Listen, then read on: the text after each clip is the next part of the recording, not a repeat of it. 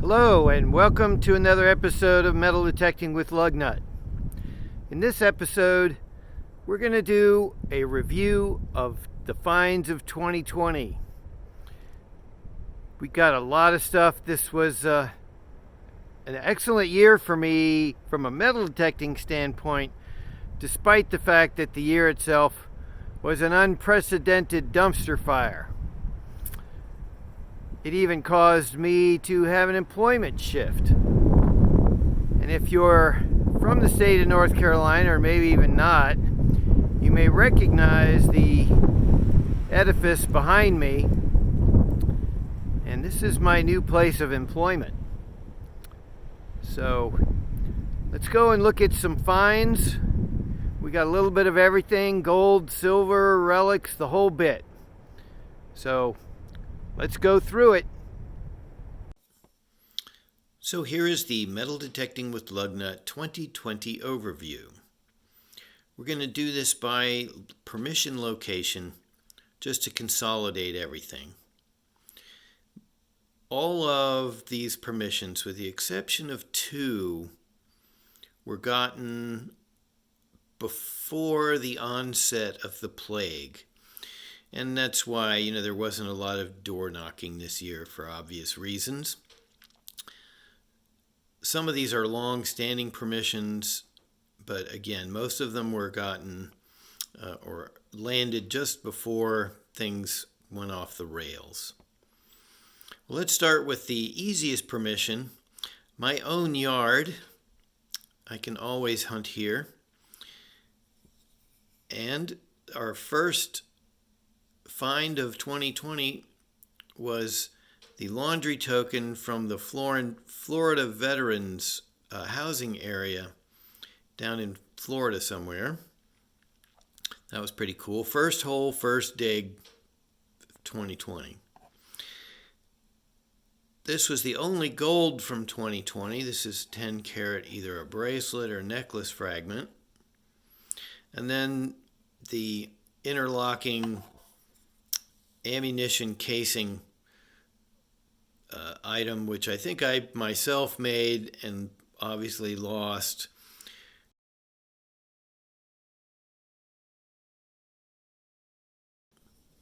The next permission was a really old house that the owner told me had been hunted numerous times, and he proved to be correct, but I did manage to find the peace ring, probably from the 1960s, and this wheat penny, 1941, that was put into a bezel as a piece of jewelry, which I think is pretty interesting. I've never seen that before.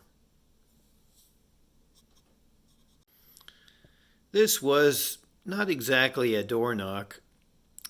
The gentleman was out mowing in the yard of the house that I had been looking to try to get some permissions for. And in talking to him, found out he's somebody who buys houses and rents them. So he had a number of properties, including the one that he was mowing, that I was particularly interested in.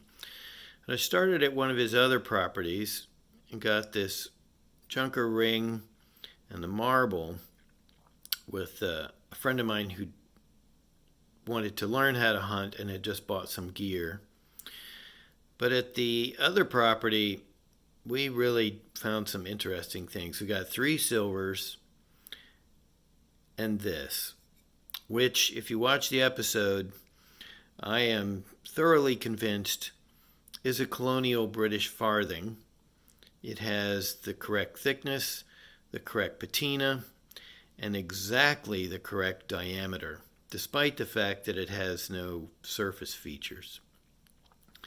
So I'm convinced that this is a middle 1700s colonial farthing, and I do have some flat buttons, some older flat buttons I found at another location, but this is possibly the oldest find of the year. I was really excited to find out what that was. Well, this was really the only find of interest at this particular permission, which I had gotten after the episode with the free-range chicken farm at the end of 2019, what is significant about this item, other than being a charm for a basketball with somebody's initials on it,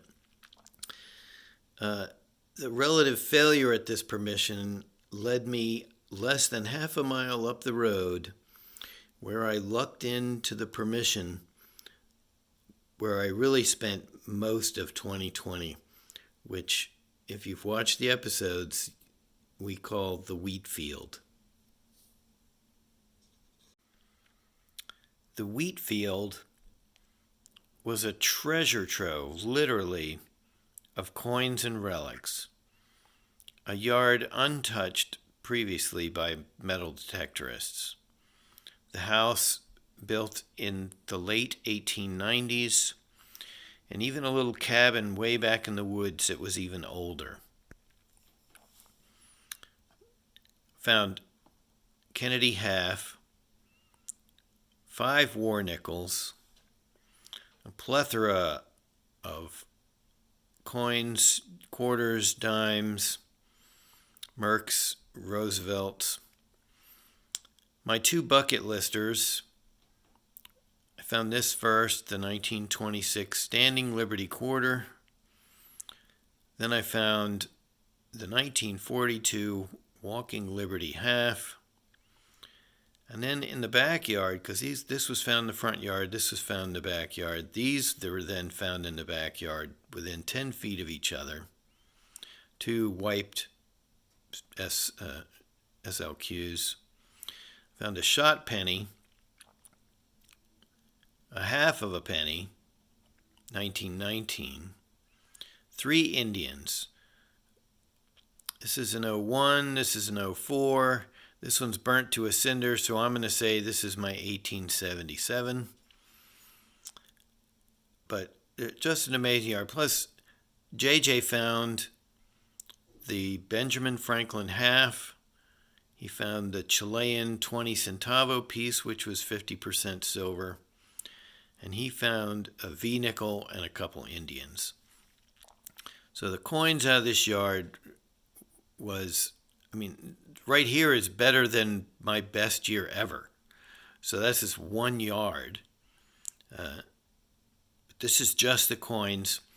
Now let's look at the relics. Here are the best of the relics, but before we go into that, let's not forget to mention that the reason it was called the wheat field is because between JJ and I, we found, if memory serves me correctly, 78 and a half wheat pennies. All right, let's go through this. We got a pewter cutlery handle found at the old cabin. The religious token with the Lord's Prayer and John 3:16. This is a brooch pinback, 1800s or early 19. We've got a bunch of buttons, flat buttons, and 1 cuff button Great Seal. We've got dog tags galore. These 2 are the oldest. These are 1925. We have the plumb bob, which is really beautiful. Musket ball, very old lead. 1911 tag from probably a piece of machinery. It's from a railroad company. This Washington State tax token. A 45 Magnum shell that's holed into a piece of jewelry. The Monopoly game piece that started it all. This was the first significant find on the property for me. But the 2 most interesting are the JW 1861 and the flowered or the floral pattern, what we think are pottery stamps. These are kind of a pewter material. Very old, incredibly interesting. One of the most interesting relics I've ever found. What a great place.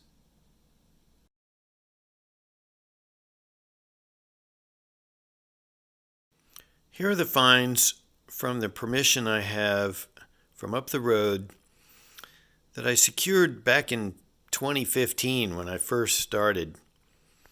This house, the house is 1800s, but the foundation is late 1700s, and you'll see evidence of that here in just a second. We got up here, we have a Ford Valston cover. We have probably the coolest harmonica reeds I've ever found, these ones with the rounded edges. Some buckles,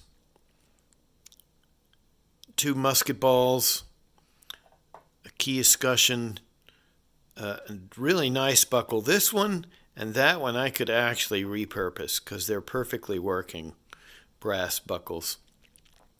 20th century piece of costume jewelry, 18th century piece of jewelry.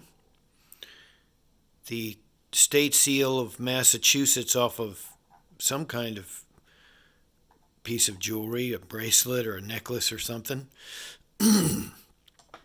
The Art Deco piece that I found at 2 different times. Both pieces, it does go together that way.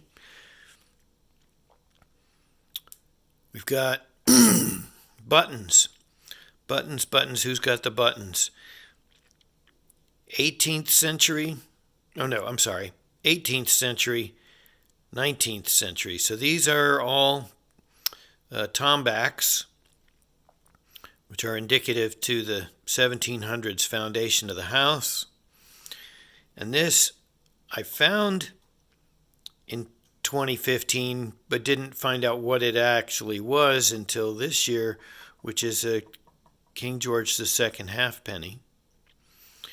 We have the 2 saddle strap guides.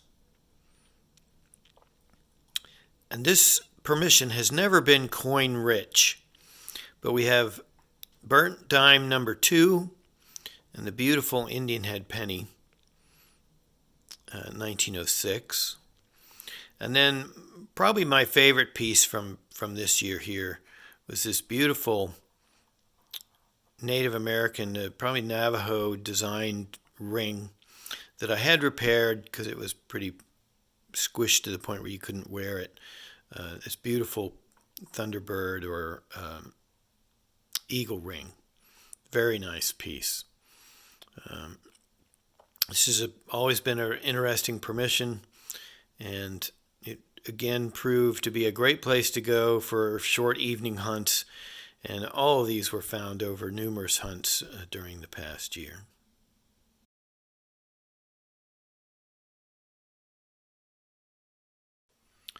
These items were also found at a permission which I've had since 2015 when I started metal detecting. Got a musket ball, makeup case from the 1930s, part of a suspender clip, probably early 1900s, piece of jewelry, also early 1900s. We have the 3rd burnt dime and the little piece of silver chain that matched with the silver chain and ID bracelet that said Margaret that I found 5 years ago in the same yard.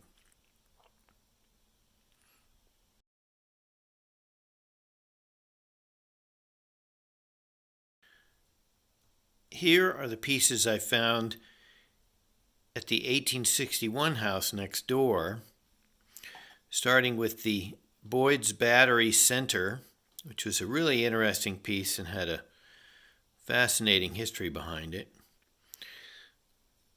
1 silver dime, which is one of the few silver coins I found in that yard. I think I've only found maybe 1 or 2 others. Marble came up with, I think, the dime, and this really beautiful pierced piece of jewelry. Again, late 1800s, early 1900s. Very nice piece of jewelry.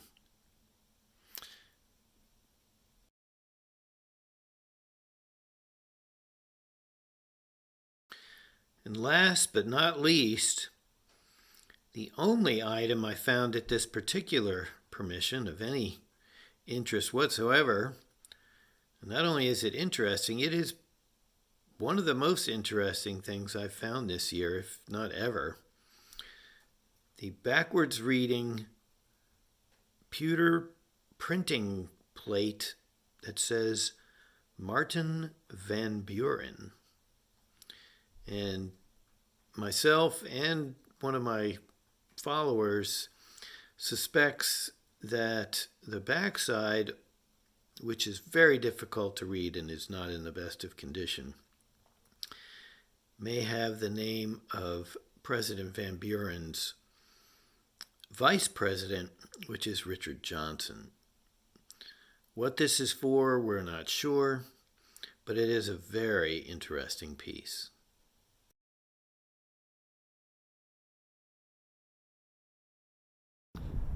Well, I hope you enjoyed the review. I sure enjoyed digging those things up for you to watch. Episodes going forward are probably going to be less frequent. My work schedule is a little more demanding, and so I'll get them out as often as I can. And I hope you watch as I once again in 2021 go looking for what's under the grass. Bye for now.